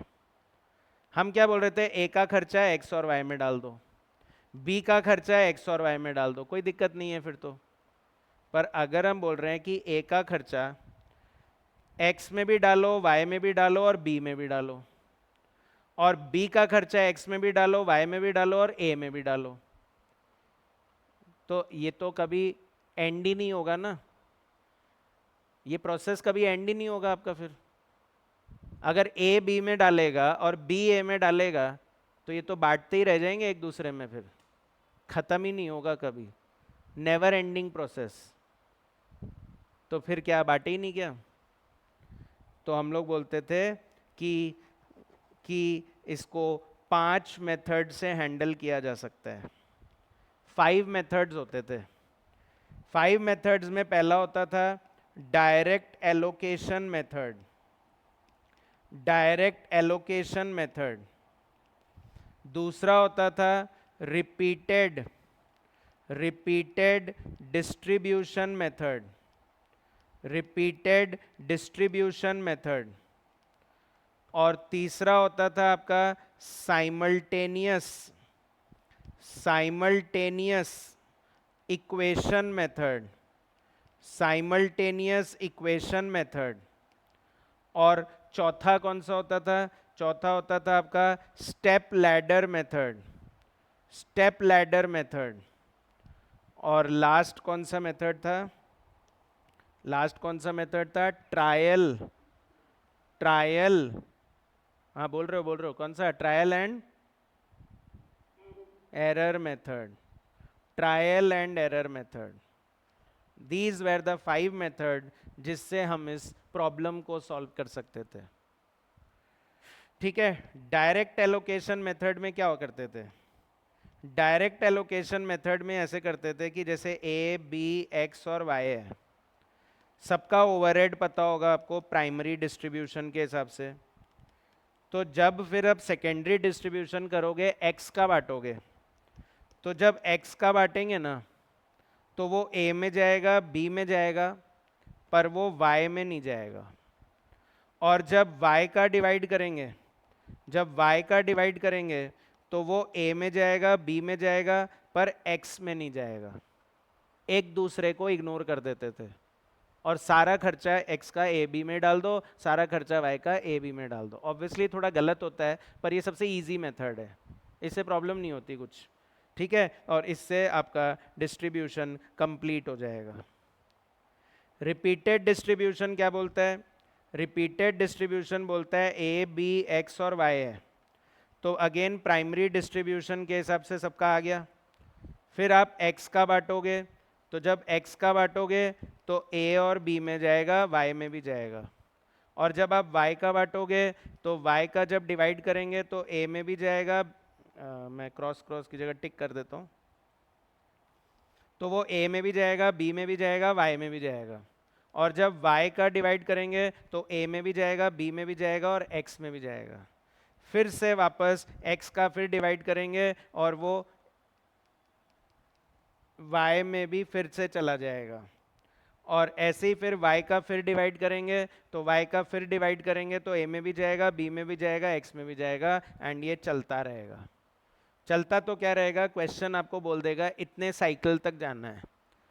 तो जो एक बार x और y का बांटेंगे ना, इसको एक साइकिल बोलते हैं। फिर वापस x और y का बांटेंगे, ये दूसरा साइकिल है। फिर वापस x और y का बांटेंगे, ये तीसरा साइकिल है। नॉर्मली 3 साइकिल्स तक ही करवाया जाएगा, उससे ज़्यादा नहीं करवाएंगे। यहाँ पर आप लोग को ध्यान रखना है, डिस्ट्रीब्यूशन के टाइम में डेसिमल्स नहीं लेने हैं बिल्कुल भी, राउंडिंग ऑफ करके चलना है, तभी जल्दी खत्म होगा, वरना करते रह जाओगे।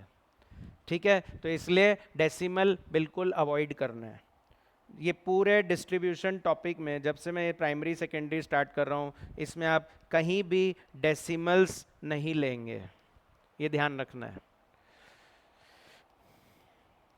अच्छा, फिर उसके बाद आता था साइमल्टेनियस इक्वेशन।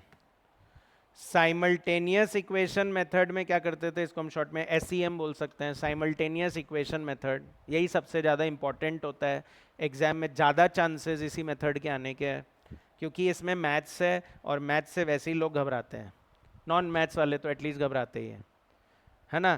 तो साइमल्टेनियस इक्वेशन मेथड में हमको दोनों डिपार्टमेंट का नाम लिख लेना है। जैसे आपके 2 सर्विस डिपार्टमेंट है, मान लीजिए A और B, ये कौन है? ये सर्विस डिपार्टमेंट है।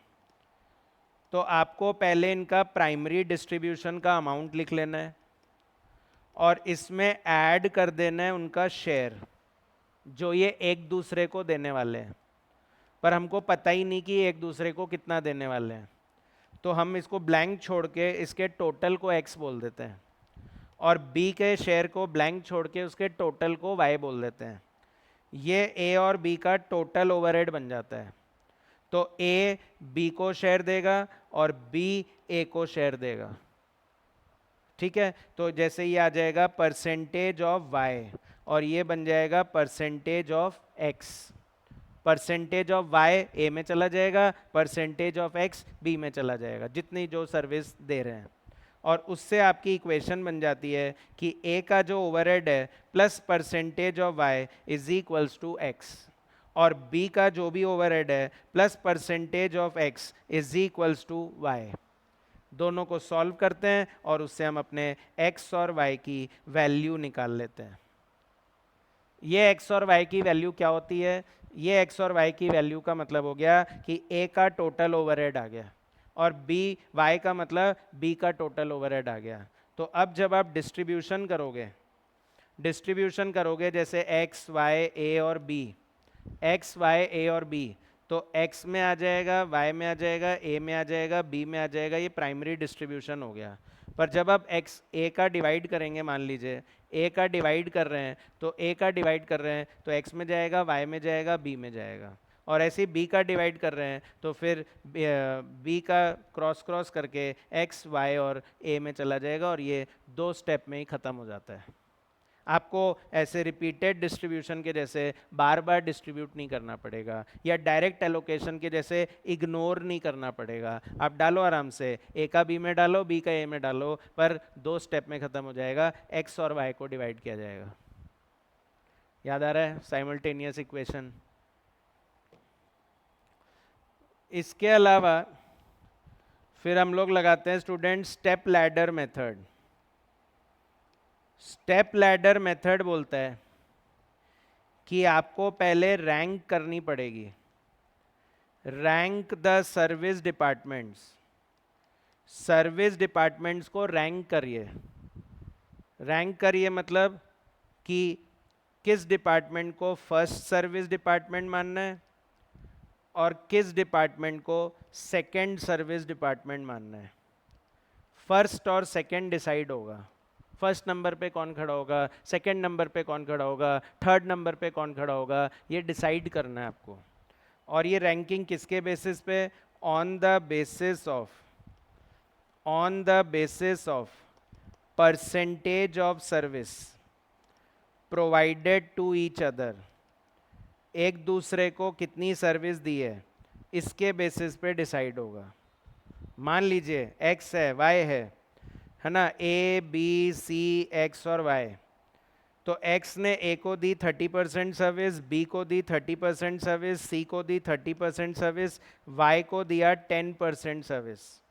और ऐसे ही y ने a को दिया 40% सर्विस, b को दिया 20%, c को दिया 20%, x को दिया 20% और खुद को कुछ नहीं दिया।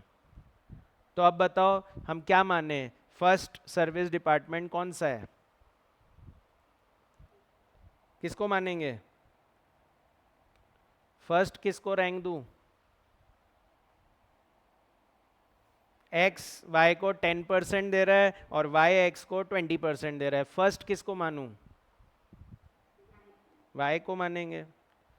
फर्स्ट y को मानेंगे क्योंकि ये ज़्यादा सर्विस दे रहा है, और सेकंड x को मानेंगे क्योंकि ये कम सर्विस दे रहा है। एक दूसरे का देखना है ना, पूरा नहीं देखना, पूरा तो 100 आएगा ही ना, दोनों ही 100 दे रहे हैं, दोनों का टोटल ही 100 है, ये भी 100 ये भी 100, तो पूरा नहीं देखना होता है, एक दूसरे को कितना दे रहे हैं वो देखना होता है। तो इसके हिसाब से फर्स्ट रैंक y है और सेकंड रैंक x है। क्या फ़र्क पड़ेगा सर इससे? जब आप डिस्ट्रीब्यूट करोगे a b c x y, तो अब यहाँ पर x y नहीं आएगा, यहाँ पर पहले y आएगा फिर x आएगा। क्यों? क्योंकि y फर्स्ट रैंक है और x सेकंड रैंक है। तो प्राइमरी डिस्ट्रीब्यूशन सबका होगा, प्राइमरी डिस्ट्रीब्यूशन तो सभी का हुआ होगा, और फिर उसके बाद हम पहले y का डिवाइड करेंगे। तो जब y का डिवाइड करेंगे तो a में जाएगा, b में जाएगा, c में जाएगा, पर x में भी जाएगा। और जब x का डिवाइड करेंगे तो फिर हम क्या बोलेंगे, a में जाएगा, b में जाएगा, c में जाएगा, पर x का y में नहीं जाएगा। जिसका डिवाइड कर चुके हैं उसमें अब नहीं जाता है। मान लीजिए अगर यहाँ पर एक z होता तो z होता तो y का तो इसमें आएगा, y का तो इसमें आएगा, है ना, x का भी इसमें आएगा। पर जब z का डिवाइड करेंगे तो जब z का डिवाइड करेंगे तो a में जाएगा, b में जाएगा, c में जाएगा, पर ना y में जाएगा ना x में जाएगा। तो ये एक स्टेप जैसा दिखता है हम लोग को, इसीलिए इसको स्टेप लैडर बोलते हैं।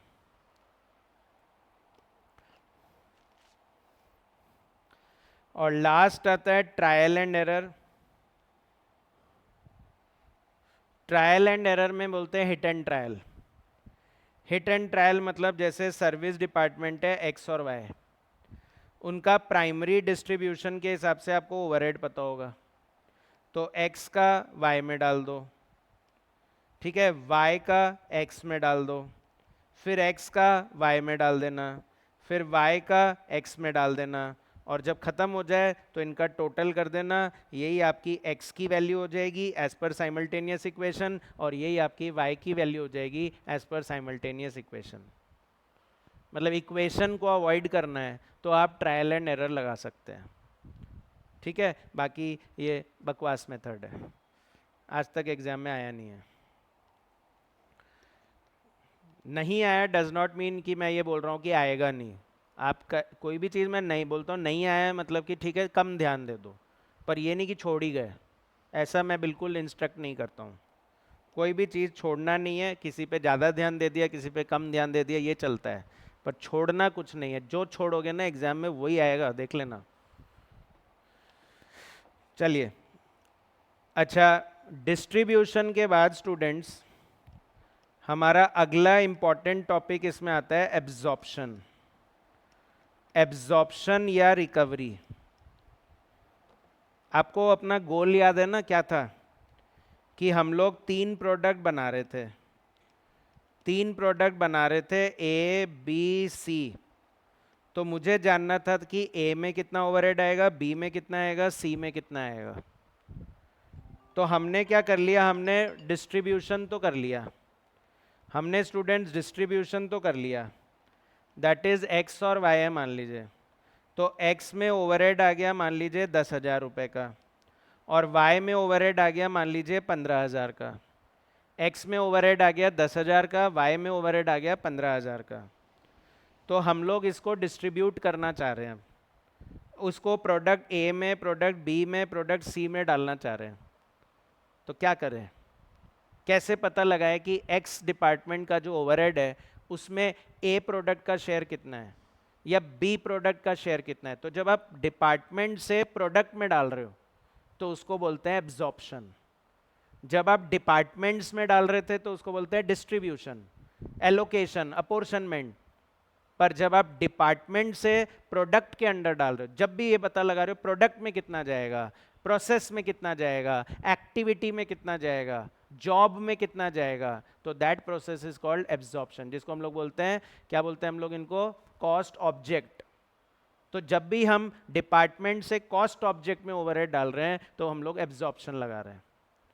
एब्जॉर्प्शन करने के लिए आप इसको मशीन आवर्स से डिवाइड कर सकते हो, या आप इसको लेबर आवर्स से डिवाइड कर सकते हो, या आप इसको यूनिट से डिवाइड कर सकते हो, या आप इसको डायरेक्ट मटेरियल से डिवाइड कर सकते हो, या आप इसको डायरेक्ट लेबर से डिवाइड कर सकते हो, या आप इसको प्राइम कॉस्ट से डिवाइड कर सकते हो। रिलेट कर पा रहे हो किसकी बात कर रहा हूँ, मेथड्स की बात कर रहा हूँ।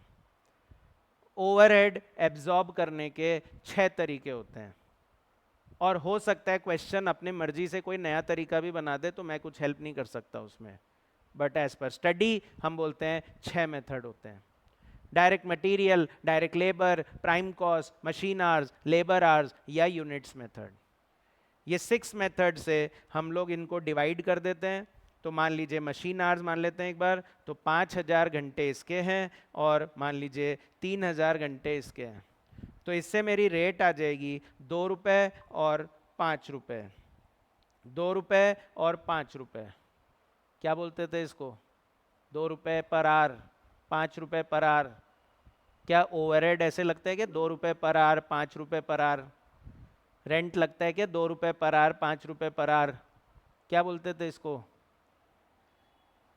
रिकवरी रेट पर आर, या इसको बोलते थे बजटेड रेट पर आर, या इसको क्या बोलते थे? Pre determined rate per are, pre determined rate per are, या इसको बोलते थे एब्जॉर्प्शन रेट पर आर। तो अगर मुझे पता लग गया कि मेरा 1 घंटे का खर्चा कितना है, तो आप ये तो बता ही सकते हो ना कि ए बनाने में कितने घंटे लगते हैं। एक्चुअल आवर्स नहीं पता तो स्टैंडर्ड तो पता होगा कि कितने लगने चाहिए। तो 3 घंटे लगने चाहिए मान लो, तो 3 घंटे लगने चाहिए, और मैं एक्स डिपार्टमेंट की बात कर रहा हूँ, तो 3 घंटे लगने चाहिए, तो 2 रुपये के हिसाब से 6 रुपये हो गया। बी में कितने घंटे लगे नहीं पता, तो कितने घंटे लगने चाहिए तो पता होगा, तो 4 घंटे लगते हैं भाई, तो 4 इंटू 2 8 रुपये। इसमें सर 5 घंटे लगते हैं, तो 5 इंटू 2 10 रुपये। तो आ गया ना मेरे प्रोडक्ट का ओवरहेड। और प्रोडक्ट का ओवरहेड हो गया तो कॉस्ट आ जाएगी, कॉस्ट आ जाएगी तो प्रॉफिट ऐड कर देंगे, प्राइस आ जाएगी।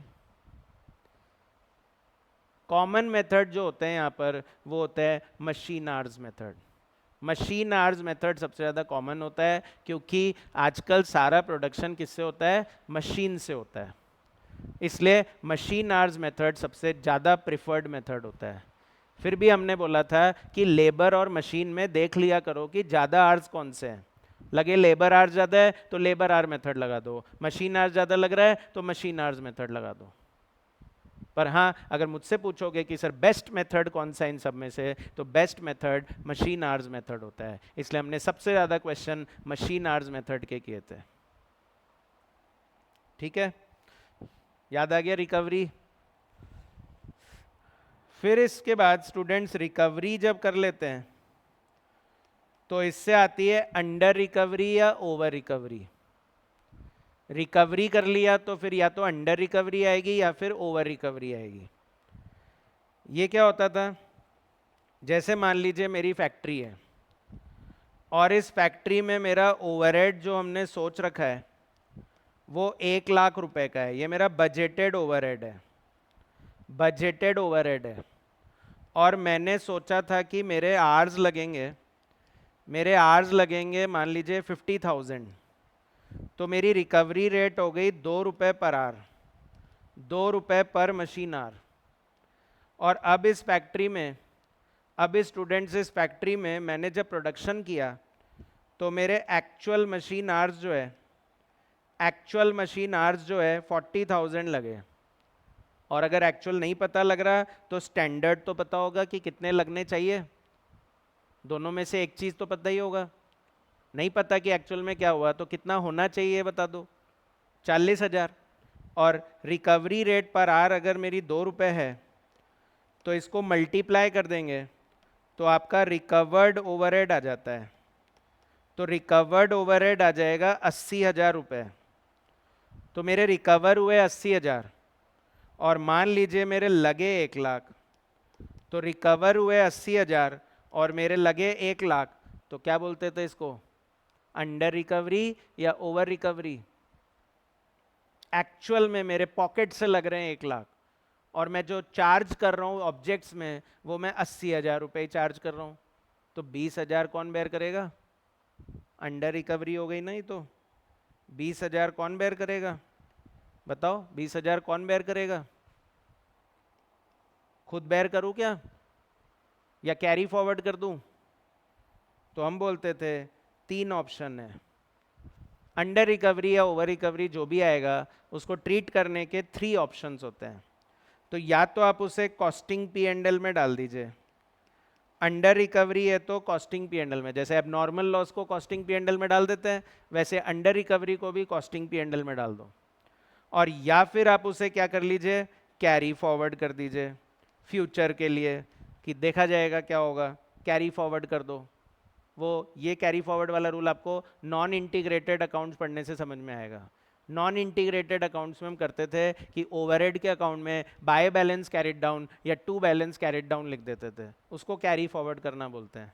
और तीसरा एक मेथड यहाँ पर जो होता था वो होता था supplementary rate method. Supplementary rate method है ना, इस चैप्टर के पॉइंट ऑफ व्यू से तो सप्लीमेंट्री रेट मेथड ज़्यादा इंपॉर्टेंट है।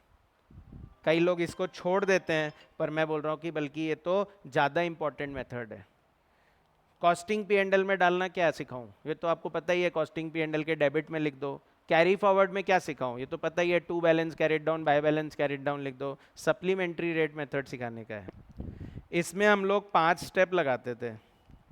पहला स्टेप होता है कैलकुलेट एक्चुअल ओवरहेड।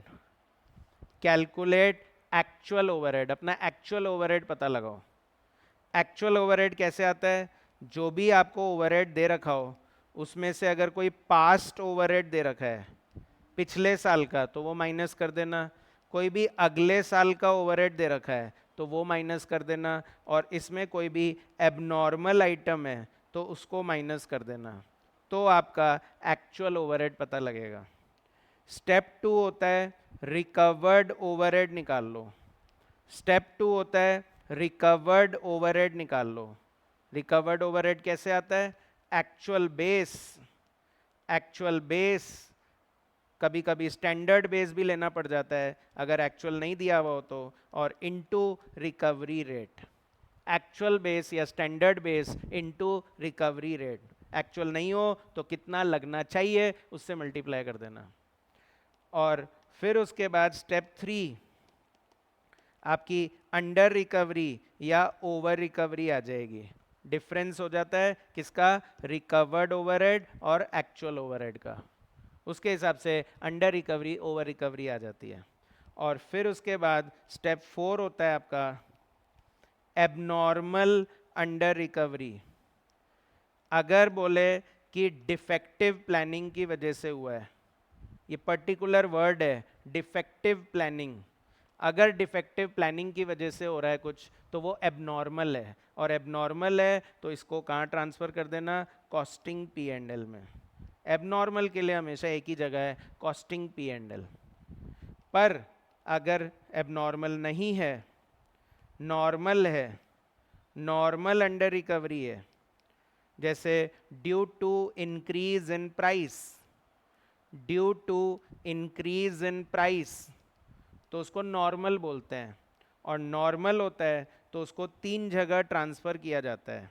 एक होता है फिनिश गुड सोल्ड, दूसरा होता है फिनिश गुड स्टॉक, और तीसरा होता है WIP स्टॉक।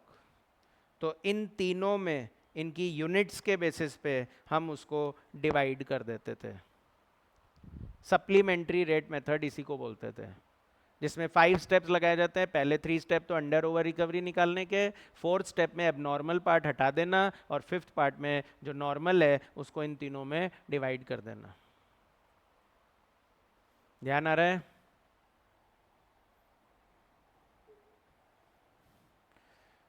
तो बस स्टूडेंट्स, मैंने अपनी तरफ से आपको याद दिला दिया है चैप्टर। आप लोग क्वेश्चन करिए आज, कोई दिक्कत हो तो मुझसे कल पूछ लेना, कल भी क्लास ले लूँगा ना। प्रोसेस कॉस्टिंग JPBP, इनका मैंने एक रिवीजन लेक्चर पुराना वाला अपलोड कर दिया है, अगर किसी को देखना हो तो उससे कवर कर सकते हो ना। कल थोड़ा सा नॉन इंटीग्रेटेड इंटीग्रेटेड रिवाइज करा दूंगा कि एंट्रीज वगैरह भूल गए होगे तो वो मैं आपको याद दिला दूंगा, है ना।